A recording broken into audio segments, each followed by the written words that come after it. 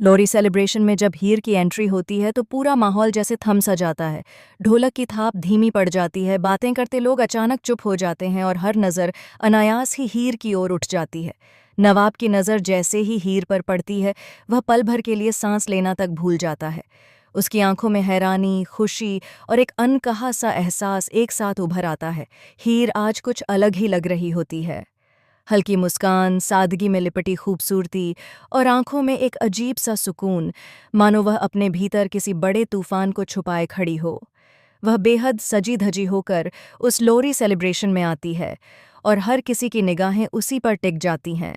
लेकिन इन सब के बीच नवाब की आंखों में जो चमक होती है, वह सबसे अलग होती है। वह हीर को इतनी मोहब्बत और अपनापन भरी नज़रों से देखता है कि खुद भी समझ नहीं पाता कि वह कब हीर में खोसा गया और कब उसके दिल की धड़कनें हीर के नाम पर चलने लगीं। हीर भी नवाब की नज़रों को महसूस करती है। वह बार बार नज़रें चुराने की कोशिश करती है, लेकिन हर बार उसकी आंखें अनजाने में नवाब से टकरा ही जाती हैं। उन दोनों की खामोश नज़रें जैसे आपस में बातें करने लगती हैं। बिना शब्दों के ही बहुत कुछ कह दिया जाता है। दोनों के बीच एक अनकहा सा रिश्ता, एक खामोश एहसास पनपने लगता है, जो न तो पूरी तरह प्यार कहलाता है और न ही सिर्फ दोस्ती। वहीं दूसरी तरफ टीना यह सब देखकर अंदर ही अंदर जलने लगती है। उसके चेहरे पर मुस्कान तो होती है, लेकिन आंखों में जलन साफ झलकने लगती है। वह हीर को ऊपर से नीचे तक देखती है और उसके दिल में एक ही सवाल उठता है कि आखिर हीर में ऐसा क्या है जो नवाब उसकी तरफ खिंचा चला जा रहा है। उसे यह बिल्कुल बर्दाश्त नहीं होता कि नवाब की दुनिया में कोई और इतनी खास बन जाए। लोरी सेलिब्रेशन का माहौल धीरे धीरे और भी रंगीन हो जाता है। महिलाएं लोरी गाने लगती हैं, बच्चे की किलकारियों से पूरा घर गूंज उठता है। ढोलक की थाप के साथ खुशियों का शोर बढ़ता जाता है। इसी बीच नवाब और हीर एक दूसरे के और करीब आते चले जाते हैं। नवाब धीरे धीरे हीर के पास जाता है, मानो कोई अदृश्य ताकत उसे उसकी ओर खींच रही हो। हीर भी बिना कुछ कहे उसके करीब खींची चली आती है। दोनों के बीच एक खूबसूरत और मासूम सा रोमांटिक पल बनता है। नवाब का हाथ अनजाने में हीर के हाथ को छूता है और उस एक स्पर्श से हीर के दिल की धड़कनें तेज हो जाती हैं। उसकी सांसें उलझने लगती हैं और वह नज़रें झुका लेती हैं। कुछ पल के लिए दोनों दुनिया को भूल जाते हैं। उन्हें न आसपास के लोग दिखते हैं और न ही रिश्तों की उलझनें। लेकिन कहानी में असली मोड़ तब आता है जब यह नज़ारा टीना देख लेती है। जैसे ही उसकी नज़र नवाब और हीर पर पड़ती है, उसका खून खौल उठता है। उसे लगता है जैसे किसी ने उसके हक पर डाका डाल दिया हो। गुस्से से उसकी आंखें लाल हो जाती हैं और उसका चेहरा सख्त पड़ जाता है। वह बिना कुछ सोचे समझे तेज कदमों से वहां पहुंच जाती है और सबके सामने नवाब पर चिल्लाने लगती है। उसकी आवाज़ में जलन, गुस्सा और बेबसी सब कुछ साफ झलकता है। वह नवाब को हीर के साथ इतना करीब देखकर बेकाबू हो जाती है और पूरे सेलिब्रेशन में हंगामा खड़ा कर देती है। लोग हैरानी से कभी टीना को देखते हैं, कभी नवाब और हीर को। टीना गुस्से में नवाब का हाथ पकड़कर उसे जबरदस्ती वहां से ले जाने की कोशिश करती है। माहौल अचानक भारी हो जाता है।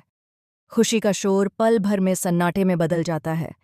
हीर कुछ कह नहीं पाती, बस खामोशी से यह सब देखती रह जाती है। उसके चेहरे पर दर्द साफ नजर आता है, लेकिन वह खुद को संभाल लेती है ताकि कोई उसकी कमजोरी न देख सके। वहीं नवाब के दिल में एक अजीब सी बेचैनी पैदा हो जाती है। उसे पहली बार महसूस होता है कि हीर से दूर जाना उसे अच्छा नहीं लग रहा। उसके कदम टीना के साथ आगे बढ़ तो जाते हैं, लेकिन दिल वहीं हीर के पास छूट जाता है। जैसे जैसे समय बीतता है, नवाब के अंदर के जज्बात और भी गहरे होते चले जाते हैं। उसे एहसास होने लगता है कि हीर सिर्फ एक नाम नहीं, बल्कि उसकी जिंदगी का अहम हिस्सा बन चुकी है। वह जहां भी जाता है, उसे हर जगह हीर ही नजर आने लगती है।